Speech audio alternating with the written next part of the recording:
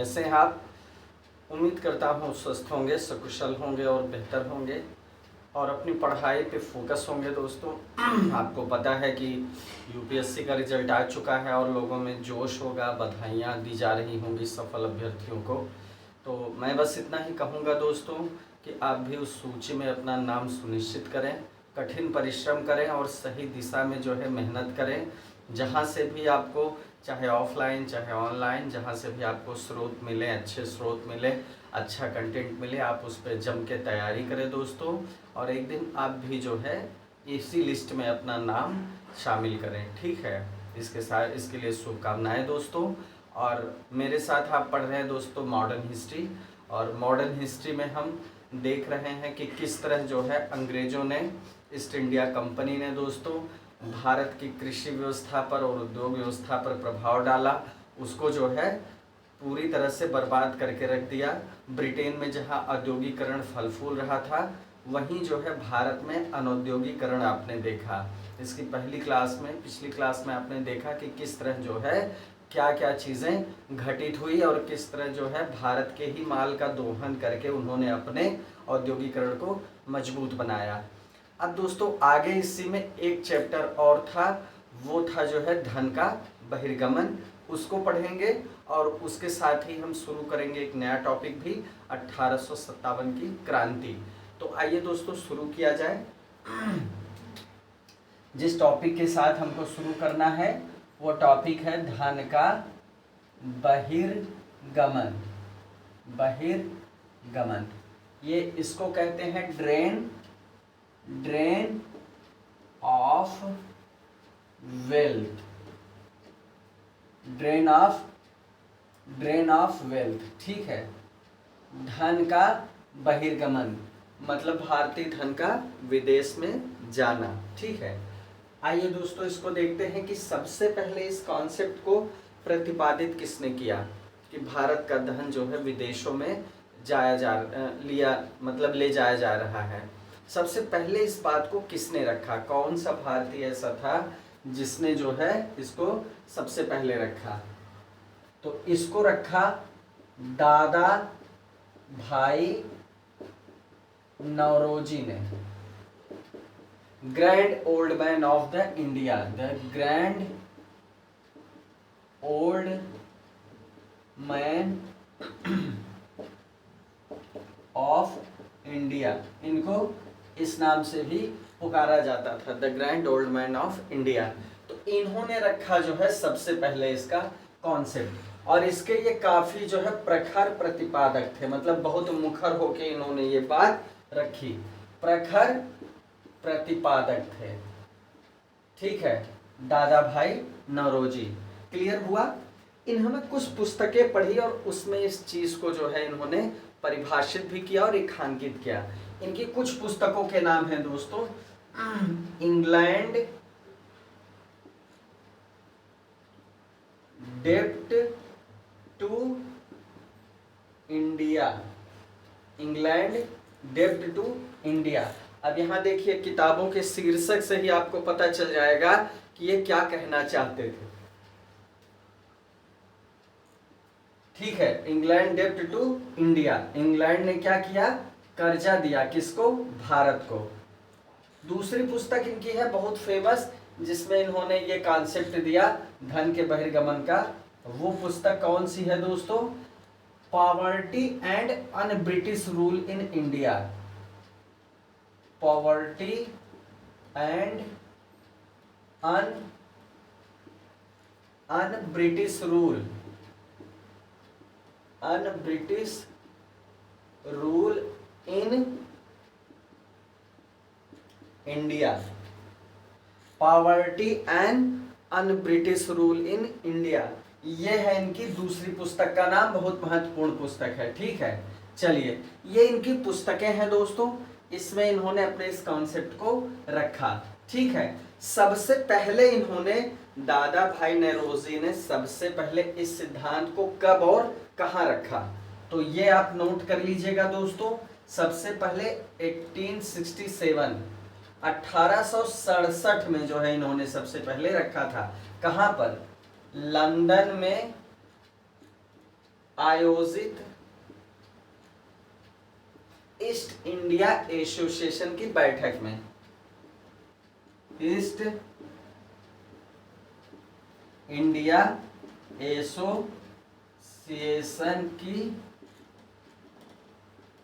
बैठक में सर्वप्रथम, ये जो है एसोसिएशन की बैठक हो रही थी सर्वप्रथम 1867 में ही लंदन में इन्होंने इस थियरी को रखा।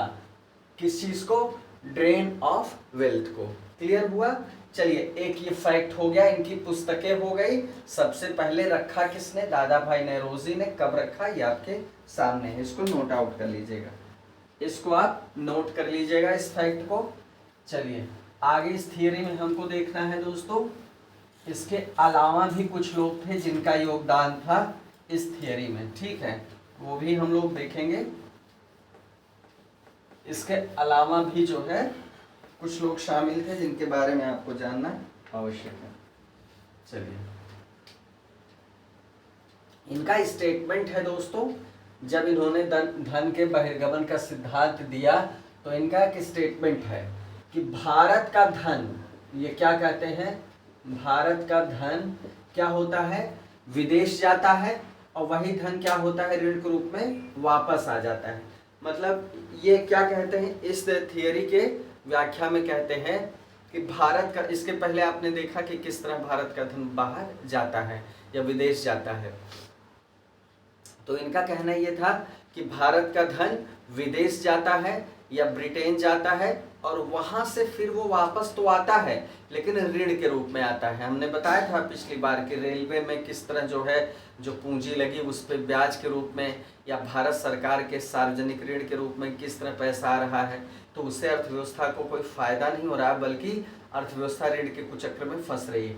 तो ये कह रहे हैं कि भारत का पैसा विदेश जाता है और विदेश से वही पैसा वापस आता है लेकिन ऋण के रूप में आता है, और ऋण पर फिर ब्याज देना पड़ता है और ब्याज देने के लिए ऋण लेना पड़ता है, और इस तरह ऋण के कुचक्र में भारत जो है फंसता चला जा रहा है। इस तरह इन्होंने ड्रेन ऑफ वेल्थ की थियरी की व्याख्या की। ठीक है, आइए देखते हैं दूसरा नाम दोस्तों। दूसरा नाम है दोस्तों किसका? रमेश दत्त का या आरसी दत्त का। रमेश दत्त। रमेश दत्त क्या कहते हैं दोस्तों? इकोनॉमिक हिस्ट्री ऑफ इंडिया इनकी पुस्तक है, economic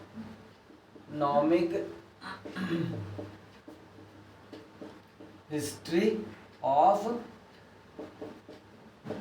India. Economic history of India इनकी एक पुस्तक है। ठीक है, इकोनॉमिक हिस्ट्री ऑफ इंडिया में इन्होंने ये बताया कि भारत का लगभग आधा धन कहाँ चला जाता है दोस्तों? विदेशों में चला जाता है। इनके हिसाब से ये था कि लगभग आधा धन जो है भारत का विदेशों में चला जाता है। चलिए, ये भी आपने समझ लिया। गोविंद महादेव रानाडे, एक और नाम है दोस्तों महादेव गोविंद रानाडे का। महादेव गोविंद रानाडे का नाम है। इनके हिसाब से क्या है कि लगभग एक तिहाई धन क्या है? लगभग एक तिहाई धन कहाँ चला जाता है? भारत से बाहर। मतलब ये एक तिहाई कहते हैं, ये आधा जो है लगभग आधा हिस्सा कहते हैं। ठीक है, रमेश दत्त। चलिए, ये इनका जो है इन लोगों का योगदान है ड्रेन ऑफ वेल्थ की थियरी में। ठीक है, ये आपके लिए याद रखना आवश्यक है दोस्तों। अब देखिए, अब एक चीज और आपको 1865 में एक जो है दादा भाई नौरोजी क्या करते हैं? एक सोसाइटी का गठन करते हैं। 1865 में इन्होंने एक सोसाइटी का गठन किया और इसके बाद 1867 में इन्होंने धन के निर्गमन का सिद्धांत दिया। तो 1865 में एक सोसाइटी है, उसका नाम आप जान लीजिए, London India society. London India society की स्थापना होती है। कौन कौन करता है ये जान लीजिएगा और किस लिए करता है। दादा भाई नौरोजी करते हैं। दादा भाई नौरोजी किसके साथ मिलके करते हैं? WC बनर्जी, WC बनर्जी के साथ मिलकर क्या करते हैं, लंदन इंडिया सोसाइटी की 1865 में स्थापना करते हैं। इंपॉर्टेंट है ये दोस्तों। और ये जो है किस लिए, इसका जो है कार्य क्या था, इसका कार्य क्या था इस सोसाइटी का, भारतवासियों के दुख दर्दों का प्रचार करना। इस सोसाइटी का गठन करके वो जो है सार्वजनिक रूप से भारत पर होने वाले अत्याचार या भारतीयों के दुख दर्दों का प्रचार करके एक नैतिक समर्थन हासिल करना चाहते थे। कार्य क्या था दोस्तों, भारतीयों के दुख दर्द का क्या करना, प्रचार करना, भारतीयों के दुख दर्द का प्रचार करना। इसके लिए इन्होंने 1865 में क्या बनाई, लंदन इंडिया सोसाइटी। ठीक है, चलिए 1867 में इन्होंने धन के बहिर्गमन का सिद्धांत भी दे दिया। ठीक है, अब इनके बारे में आप ये जान लीजिए दोस्तों कि 1892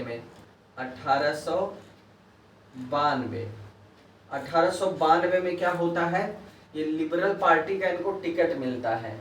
किस पार्टी का, लिबरल पार्टी के टिकट पर। ठीक है, इनको टिकट मिलता है और ये क्या करते हैं, ब्रिटिश हाउस ऑफ कॉमन्स के लिए चुने जाते हैं। किसके लिए, ब्रिटिश हाउस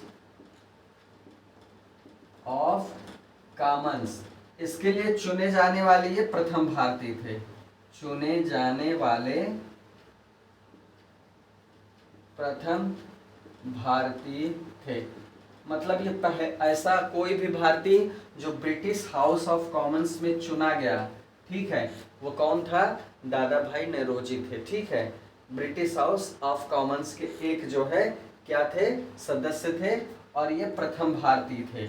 ये जो है किस पार्टी के टिकट पे चुने गए थे, लिबरल पार्टी के 1892 में। ठीक है, चलिए ये आपके लिए इतना डेटा पर्याप्त है। धन के बहिर्गमन के सिद्धांत में आपको ये समझना था, दादा भाई नौरोजी के बारे में कुछ चीज़ें हमको जाननी थी। ठीक है, ये टॉपिक ख़त्म होता है इसी के साथ दोस्तों। और अब जो है एकदम नया टॉपिक आपके सामने शुरू होगा 1857 की क्रांति का। 1857 की क्रांति का जो समय था, ये चीज़ दोस्तों उस समय लोगों के अंदर बहुत उबाल था, सामाजिक, आर्थिक, राजनीतिक और अब कहीं ना कहीं धार्मिक। क्योंकि जो तात्कालिक कारण था, ये बताया जाता है कि उसका जो तात्कालिक कारण था 1857 की क्रांति का, वो धार्मिक कारण था।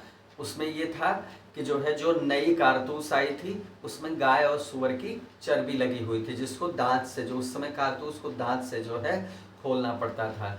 तो कहने का मतलब ये है कि उनकी धार्मिक भावनाओं को चोट पहुंची।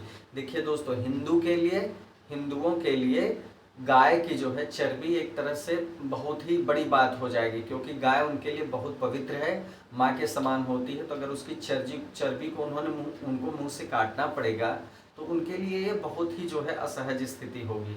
इसी तरह मुसलमान लोग सूअर से बहुत ही घृणा करते हैं, तो सूअर की चर्बी अगर कारतूस में है उसे मुंह से निकालना पड़ेगा, तो उनके लिए भी ये समस्या की बात थी। तो इस वजह से ये कहा जाता है तत्कालिक कारण था, लेकिन ऐसी बात नहीं थी।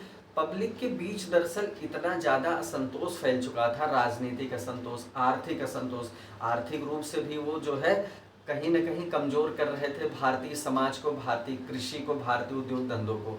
तो वो सारा संतोष ज्वालामुखी की तरफ उबल रहा था। हाँ, ये कह सकते हैं कि इस घटना ने क्या किया, चिंगारी का काम किया। जो कारतूसों में गाय और सुअर की चर्बी लगाने वाला काम था, ये जो है एक चिंगारी का काम करने वाला था। अब देखिए हम क्रम से इसको जो है देखेंगे दोस्तों कि किस तरह जो है कैसे घटनाक्रम हुआ, परीक्षा के लिए आपको क्या क्या महत्वपूर्ण है।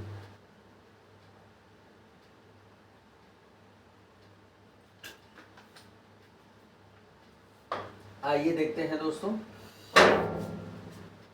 अब हम देखेंगे दिसंबर 1856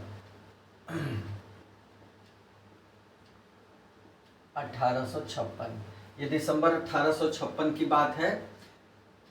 पहले कौन सी राइफल इस्तेमाल होती थी, ब्राउन ब्रेस, ब्राउन, उसका नाम क्या था, ब्राउन बेस। ये ब्राउन बेस राइफल थी। अब जो है कौन सी राइफल इस्तेमाल होगी, एनफील्ड राइफल। एनफील्ड राइफल, यही जो एनफील्ड राइफल थी दोस्तों, ये क्या थी जो है, ये क्या थी एनफील्ड राइफल, इसी में जो कारतूस लगता था उसी में ये समस्या थी। ठीक है, अब नई राइफल कौन सी इस्तेमाल होने लगेगी, एनफील्ड राइफल। क्लियर हुआ, चलिए ठीक है। इसमें जो कारतूस लगता था, ठीक है, इसमें कौन सा कारतूस लगता था, चर्बी वाला कारतूस।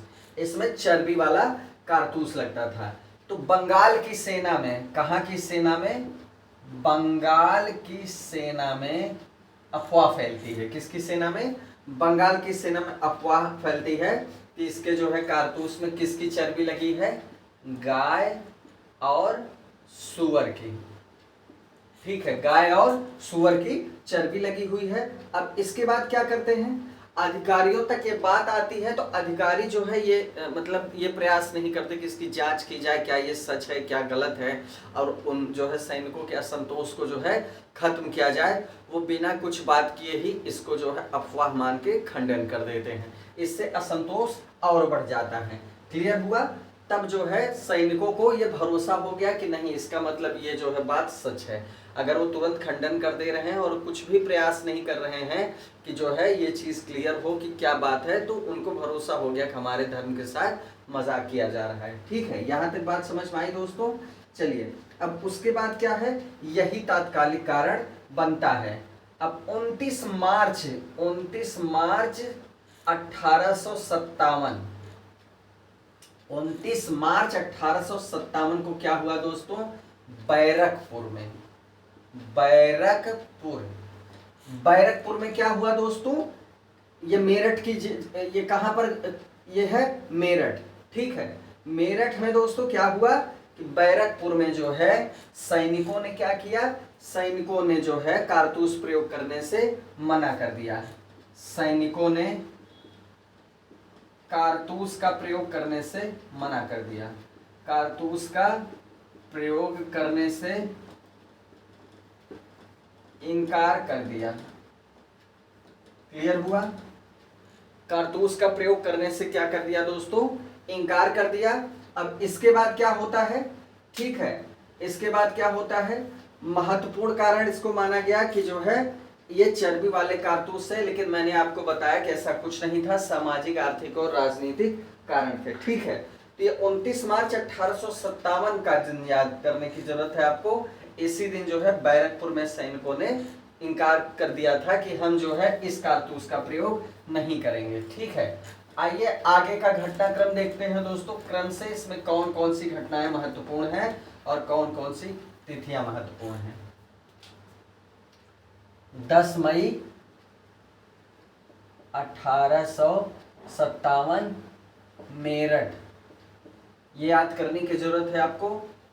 1857 की क्रांति का ये प्रारंभ है। कब हुआ प्रारंभ, 10 मई 1857 को मेरठ की क्रांति, मेरठ से 1857 की क्रांति प्रारंभ होती है। ठीक है, क्लियर हुआ, ये क्लियर हुआ। अब ये क्या करते हैं दोस्तों, ये क्या करते हैं, ये दिल्ली पर जो है अधिकार कर लेते हैं। ये क्या करते हैं, खुलेआम जो है बगावत कर देते हैं। सैनिक क्या करते हैं, खुलेआम बगावत कर लेते हैं और इसके बाद जो है अपने अधिकारियों पे गोली चलाते हैं और अपने साथियों को जो है आजाद कर देते हैं। दिल्ली की तरफ कूच करते हैं, दिल्ली की तरफ कूच करते हैं। ठीक है, यहाँ पर अधिकारियों पर हमला करके अपने साथियों को छुड़वा के ये दिल्ली की तरफ कूच कर जाते हैं। क्लियर हुआ, चलिए आगे बढ़ना है आपको दोस्तों। यहाँ पर 29 मार्च 1857 से ये शुरू होता है बैरकपुर से। ठीक है, और यहाँ एक नाम महत्वपूर्ण है दोस्तों, मंगल पांडे। मंगल पांडे, मंगल पांडे कौन था, मंगल पांडे आपको नाम याद रखने वाली बात है। इन्होंने अपने अधिकारी पे हमला कर दिया और उसकी क्या कर दी, हत्या कर दी। ठीक है, मंगल पांडे ने क्या किया, इनकी कौन सी रेजिमेंट थी? 34वीं रेजिमेंट, 34वीं NI, 34वीं NI रेजिमेंट थी दोस्तों। इसको क्या कर दिया? अंग्रेजों ने भंग कर दिया। इन्होंने क्या किया? अपने अधिकारी की हत्या कर दी और यहीं से विद्रोह जो है प्रारंभ हो गया, हत्या कर दी। चलिए अब आते हैं यहाँ पर 10 मई की घटना पे आते हैं। तो यहाँ पर जब अंग्रेजों को जो है, अंग्रेज अधिकारियों पर हमला करके सैनिक क्या करते हैं? उनको मारते हैं, इसके बाद अपने साथियों को छुड़ा लेते हैं। फिर जो है आगे बढ़ते हैं दिल्ली की तरफ, आगे बढ़ते हैं दिल्ली की तरफ। और उसके बाद क्या होता है दोस्तों? दिल्ली पर ये 12 मई 1857 को कब्जा कर लेते हैं। ठीक है, दिल्ली पर अधिकार कर लेते हैं। 12 मई 1857 को दिल्ली पर अधिकार, ये दिल्ली पर अधिकार करने की घटना है। 1857 12 मई, 10 मई को शुरू होता है, 12 मई पर ये दिल्ली पर अधिकार कर लेते हैं। कमल का फूल, कमल का फूल और रोटी, रोटी, ये क्या होता है दोस्तों? ये होता है 1857 की क्रांति का प्रतीक चिन्ह, क्रांति का प्रतीक चिन्ह। क्लियर हुआ? ये 1857 की क्रांति का प्रतीक चिन्ह होता है, कमल का फूल और रोटी। क्लियर? ये सब फैक्ट्स जो है आपके लिए इंपॉर्टेंट है। अब देखिए, अब आपको दोस्तों ये देखना है कि घटनाक्रम किस तरह आगे बढ़ा। जैसे हम ब्रीफ कर दें, 29 मार्च 1857 को बैरकपुर में विद्रोह होता है। वहां सबसे पहले सैनिक मना कर देते हैं इसके इस्तेमाल के लिए, चर्बी वाले कारतूस के लिए। फिर मंगल पांडे आगे आता है, वो अपने जो है अधिकारी को मार देता है, उसकी हत्या कर देता है। 34वीं NI रेजिमेंट के वो लोग मतलब वो मंगल पांडे रहता है। उसके बाद मंगल पांडे को पकड़ के फांसी पे लटका दिया जाता है और इसके बाद क्या होता है? उसकी जो रेजिमेंट है उसको भंग कर दिया जाता है। यहां तक बात समझ में आ गई। आगे बढ़ते हैं। 10 मई को जो है, 10 मई 1857 को क्या होता है? मेरठ से क्रांति का आगाज हो जाता है। प्रतीक चिन्ह क्या होता है दोस्तों? कमल का फूल और रोटी होता है। इसके बाद क्या होता है कि जो है सैनिक क्या करते हैं? अधिकारियों पर हमला करके अपने साथियों को छुड़वाते हैं और ये चलते हैं दिल्ली पर, दिल्ली पर कूच करने चलते हैं। 12 मई को ये दिल्ली पे अधिकार भी कर लेते हैं। यहाँ तक चीजें क्लियर हुई। अब आगे देखेंगे कि अलग अलग क्षेत्रों में किस तरह दोस्तों आगे कौन कौन नेतृत्व करता है और कैसे ये विद्रोह आगे बढ़ता है। आगे देखते हैं दोस्तों ये विद्रोह किस तरह आगे बढ़ता है। बरेली, बरेली, बरेली में क्या होता है? रुहेलखंड के भूतपूर्व शासक होते हैं दोस्तों, उनके उत्तराधिकारी कौन होते हैं? खान बहादुर, खान बहादुर। याद रखिएगा, जगह के हिसाब से नाम याद रखिएगा। बरेली में कौन? खान बहादुर। ठीक है, ये जो है किसके उत्तराधिकारी होते हैं? ये उत्तराधिकारी होते हैं रुहेलखंड के भूतपूर्व शासक, भूतपूर्व शासक के क्या होते हैं? उत्तराधिकारी होते हैं, उत्तराधिकारी। रुहेलखंड के भूतपूर्व शासक के उत्तराधिकारी खान बहादुर ने बरेली से जो है इस विद्रोह को नेतृत्व दिया। ठीक है, कहां से दिया नेतृत्व? बरेली से। मुगल बादशाह जो है, जो बहादुर शाह द्वितीय थे, मुगल बादशाह बहादुर शाह द्वितीय, बहादुर शाह द्वितीय ने इनको क्या किया था दोस्तों? इनको क्या किया था? वायसराय के पद पे नियुक्त किया था। ठीक है, इनको किस पद पे नियुक्त किया था? वायसराय के पद पर। क्लियर हुआ? मतलब मुगल बादशाह बहादुर शाह द्वितीय ने इनको वायसराय बनाया था और ये कौन थे? रुहेलखंड के भूतपूर्व शासक के उत्तराधिकारी थे। इन्होंने बरेली में 1857 की क्रांति का नेतृत्व किया। क्लियर हुआ? इतना बात समझ में आया दोस्तों? चलिए अब आते हैं रानी लक्ष्मीबाई पर। रानी लक्ष्मीबाई पर। ठीक है, एक एक जगह का हमको देखना है कि किसने नेतृत्व किया और क्या जो है घटना घटी। आइए दोस्तों आगे बढ़ते हैं। रानी लक्ष्मीबाई, रानी लक्ष्मीबाई, इनका जो मूल नाम है दोस्तों वो क्या था? मूल नाम क्या था? मणिकर्णिका।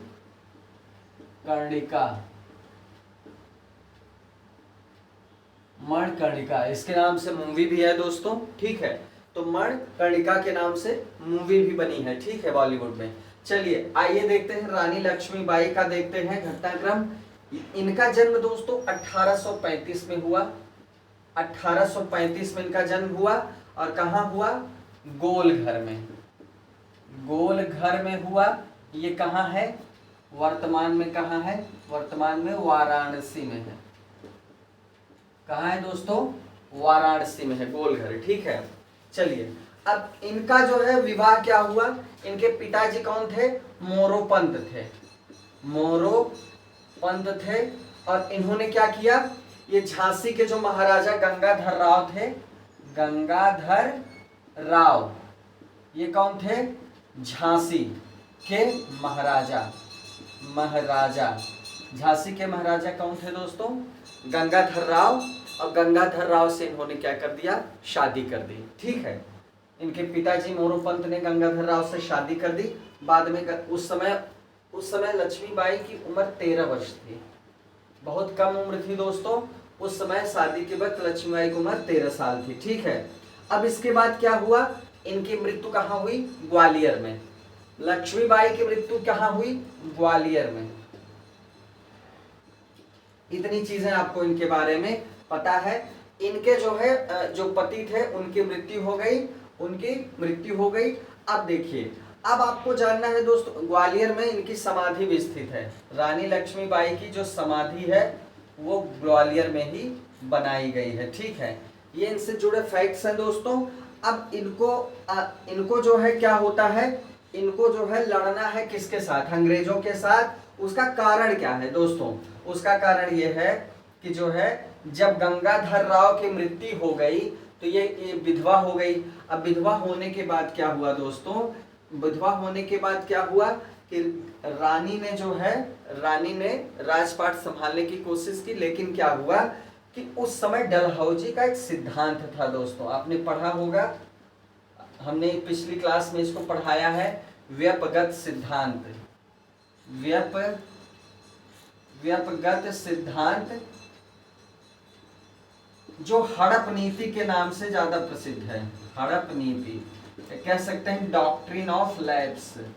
डॉक्ट्रिन ऑफ लैब्स के नाम से प्रसिद्ध है। तो इस नीति के तहत जो है, क्योंकि उत्तराधिकारी झांसी का कोई नहीं बचा है, तो डलहौजी ने जो है झांसी को ब्रिटिश राज्य में मिला लिया। क्या किया? ब्रिटिश राज्य में इसको शामिल कर लिया। अब इसके बाद क्या हुआ? जब ब्रिटिश राज्य में जो है शामिल कर लिया, तब इसके बाद विद्रोह होना स्वाभाविक था। तो 30 मई 1857 को जो है रानी लक्ष्मीबाई ने विद्रोह का बिगुल बजा दिया। कब की बात है? 30 मई 1857 को क्या करती है? क्या होता है? रानी लक्ष्मीबाई क्या करती हैं? ये जो है विद्रोह का श्री गणेश कर देती हैं। विद्रोह का श्री गणेश क्लियर हुआ। रानी लक्ष्मीबाई के नेतृत्व में विद्रोह का श्री गणेश शुरू हो जाता है। अब दोस्तों ये जो है अंत में लड़ती हैं और ह्यूरोज, अंग्रेज सेनापति ह्यूरोज जो रहता है, अंग्रेज सेनापति ह्यूरोज से लड़ती हैं और मारी जाती हैं। अंग्रेज सेनापति ह्यूरोज की सेना से लड़ाई करती हैं और मृत्यु को प्राप्त होती हैं। ठीक है, ह्यूरोज इनकी बहुत प्रशंसा करता है दोस्तों। ह्यूरोज ने इनके बारे में कहा था कि भारतीय विद्रोहियों में यहाँ सोई हुई औरत अकेली मर्द है। सोई हुई का मतलब सब लोग जब युद्ध स्थल पे मृत हो जाते हैं तो यूरोज जो अंग्रेज सेनापति जिसकी सेना से हारती है, मृत्यु को वीर गति को प्राप्त होती है, वो इनके बारे में कहता है कि यहाँ सोई हुई जितने भी विद्रोही हैं उनमें से यहाँ पर सोई हुई ये औरत जो है यही अकेली मर्द है। उसकी वीरता से बहुत प्रभावित हुआ था और रानी लक्ष्मीबाई के बारे में आज भी जो है हमारी पुस्तकों में उनकी वीरता के चर्चे हम पढ़ते हैं दोस्तों। खूब लड़ी मर्दानी वो तो झांसी वाली रानी थी। तो कहने का मतलब यह है कि उन्होंने वीरता से सामना किया, अपने पुत्र को जो है पीछे बांध के उन्होंने कमान संभाली विद्रोह की, लेकिन जो है उनको अंत में वीरगति प्राप्त हुई। ठीक है, तो यह हो गई झांसी के विद्रोह की कहानी। आगे बढ़ते हैं दोस्तों। झांसी के विद्रोह के बाद और कौन सा इंपॉर्टेंट है हमारे लिए जानना? लखनऊ में क्या होता है घटनाक्रम? लखनऊ में क्या घटनाक्रम होता है जिसको उस समय अवध कहा जाता था? क्या कहा जाता था? अवध कहा जाता था। वहां पर दोस्तों यहाँ पर भी 30 मई 1857 को विद्रोह प्रारंभ होता है। 30 मई 1857 को यहाँ भी विद्रोह प्रारंभ होता है और वो किसके नेतृत्व में होता है? बेगम हजरत महल के नेतृत्व में। बेगम हजरत महल के नेतृत्व में विद्रोह शुरू होता है दोस्तों। ये इनके पुत्र रहते हैं बिरजिस कादिर, और ये क्या रहता है? अल्पवयस्क रहता है, मतलब नाबालिग रहता है, अल्पवयस्क पुत्र रहता है। और जो है क्या होता है? बागडोर संभालती है हजरत महल, लेकिन जो है प्रतीक के रूप में किसको बैठा देती है गद्दी पर? बिरजिस कादिर को, जो अल्पवयस्क होता है। ठीक है, इस अल्पवयस्क पुत्र को जो है बैठा के क्या होता है? वो शासन करती हैं। अब इसके बाद क्या होता है दोस्तों? इसके बाद ये होता है कि जो है फिर अंग्रेज क्या करते हैं? इस पे जो है हमला करके इसको अपने में मिला लेते हैं। 21 मार्च 1858 अंत में जो है फिर क्या होता है? ये विद्रोह करती हैं, विद्रोह का नेतृत्व करती हैं, लेकिन अंत में हार जाती हैं। 21 मार्च 1858 को फिर से जो है इसको क्या करते हैं? लखनऊ पर अंग्रेज पुनः अधिकार कर लेते हैं। ठीक है, लखनऊ पर अंग्रेज क्या करते हैं? पुनः अधिकार कर लेते हैं, मतलब फिर से लखनऊ को अपने में मिला लेते हैं। क्लियर हुआ? चलिए, लखनऊ की भी कहानी हो गई। यहाँ आपको जानना है कि विद्रोह कब शुरू हुआ और कब जो है खत्म हुआ और किसने नेतृत्व किया। आइए दोस्तों, इसके बाद हम देखेंगे कि जो है कानपुर में किसने किया। कानपुर में 5 जून 1857 5 जून 1857 को शुरू होता है। किसके नेतृत्व में? नाना साहेब के नेतृत्व में। नाना साहेब के नेतृत्व में होता है। और ये इनको क्या किया जाता है? इनको नाना धोधो पंत भी कहा जाता था। नाना धोधो पंत इनका उपनाम था दोस्तों, नाना धोधो पंत। तो नाना साहब के जो है नेतृत्व में कानपुर में 5 जून को विद्रोह प्रारंभ होता है। और इसके बाद क्या होता है? इनको जो है पेशवा वहां की जनता क्या करती है? वहां की जनता इनको पेशवा बनाकर स्वतंत्रता की घोषणा कर देती है। पेशवा बनाकर स्वतंत्रता की घोषणा कर देती है। घोषणा की, ठीक है, स्वतंत्रता की घोषणा होती है इनको पेशवा बना के। ये क्लियर हुआ? चलिए दोस्तों, अब इनको जो है इनके जो कमांडर होते हैं, इनके जो सेनापति होते हैं नाना साहब के, जिनको कमांडर इन चीफ कहा जाता है, कमांडर इन चीफ कहा जाता है, इनके कौन थे?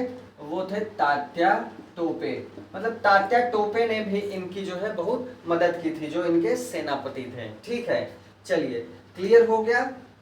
ठीक है, इन्होंने इनके सचिव के रूप में भी काम किया था, सेनापति के रूप में भी काम किया था। किसने? तात्या टोपे ने। तात्या टोपे ने क्या किया था? इनके सचिव के रूप में भी काम किया था। ठीक है,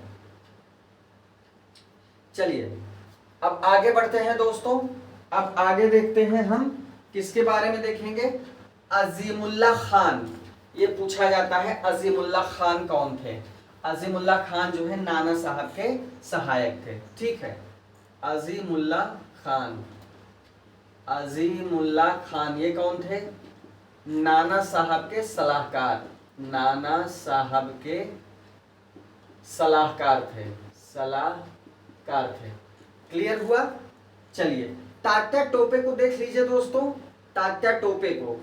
तो तात्या टोपे का नाम क्या था, तात्या टोपे इनका उपनाम था, इनका नाम था वास्तविक नाम रामचंद्र पांडुरंग, पांडुरंग, रामचंद्र पांडुरंग इनका वास्तविक नाम था, तात्या टोपे उपनाम था। ये भी जो है 1857 के विद्रोह के बहुत बड़े नेता थे तात्या टोपे, ठीक है। क्लियर हुआ।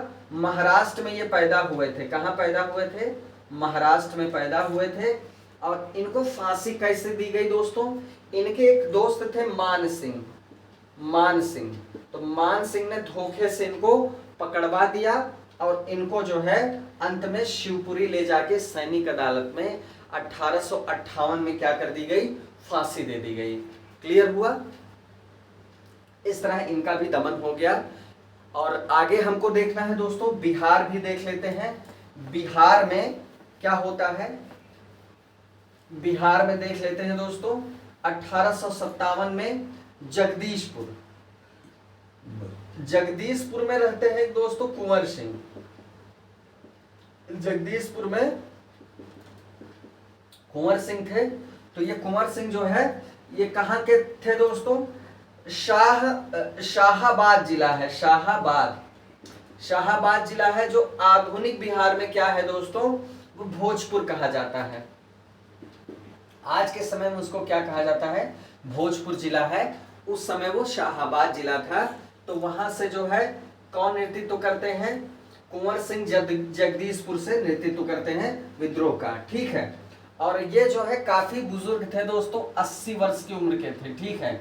80 वर्ष की उम्र थी इनकी जब इन्होंने 1857 की क्रांति का नेतृत्व किया बिहार से, ठीक है। बिहार के जगदीशपुर से इन्होंने क्रांति का नेतृत्व किया। और ये कहाँ से संबंधित थे, शाहाबाद जिले से, जो वर्तमान में जो है कौन सा जिला है, भोजपुर जिला है। तो दोस्तों इसमें बहुत सारी चीजें आगे भी हैं, वो हम अगले वीडियो में पढ़ेंगे। हम एक एक करके 1857 के घटनाक्रम को देखेंगे और जो बहुत महत्वपूर्ण फैक्ट हैं उनको हम आपके सामने रखेंगे, उनके नोट्स जरूर बना लीजिए, आपके काम आएंगे दोस्तों। तो मिलते हैं दोस्तों, आज के लिए इतना ही। मिलते हैं दोस्तों अगले वीडियो में और उसके बाद ये टॉपिक को कंप्लीट करते हैं, ठीक है। जय हिंद दोस्तों।